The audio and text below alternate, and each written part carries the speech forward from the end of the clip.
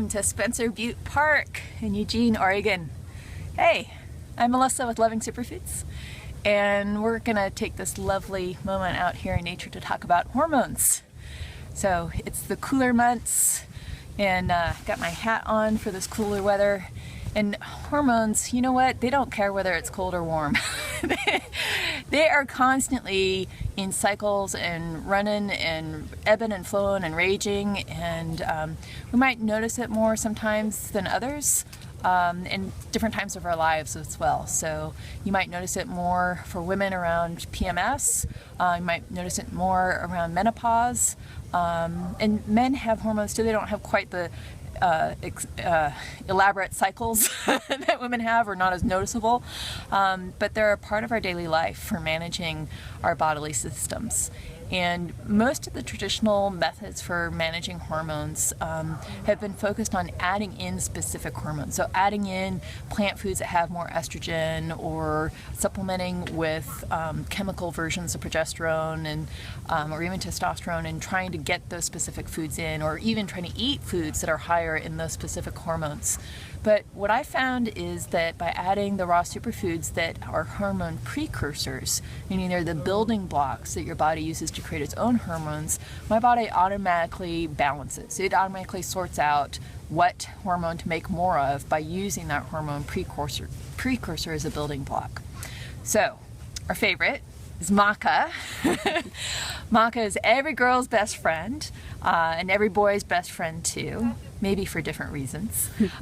So maca is a root that grows in the high Andes, most often in Peru. It looks kind of like a turnip, like a big white turnip, and it's ground down into a powder form.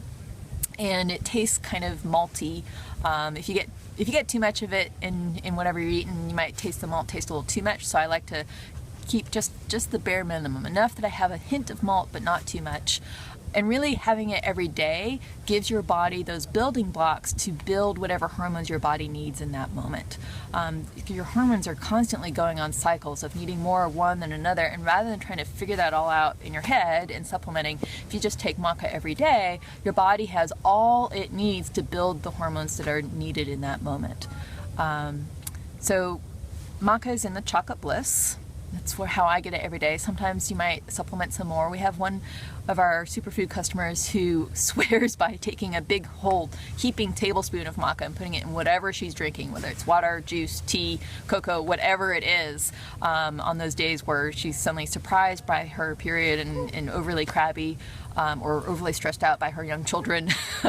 She dumps that maca in, and she's suddenly the nice person instead of the not so nice person. So I started my superfood journey 5 years ago today, or around this date, and I was just drinking Chocolate Bliss every day. I wasn't adding any extra maca in. It was already in the Chocolate Bliss, and after 6 months I kind of did the one-handed clap of, oh my God, something's different. Because my cycle before that point, I had a lot of PMS symptoms. I was really crabby. Dan could tell you I was really crabby.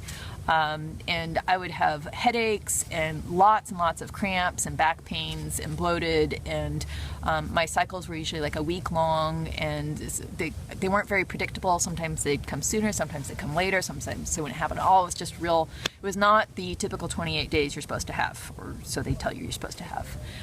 So after 6 months of having Chocolate Bliss every day, it completely evened out. My cycle is now absolutely scheduled to the date, 28 days. It's a shorter cycle. It's about a 3-day cycle. I don't have any of the crabbies. I have to mark the calendar because I have no warning that it's coming. There's no bloatedness, there's no headaches, there's no cramps, there's none of that. Completely gone.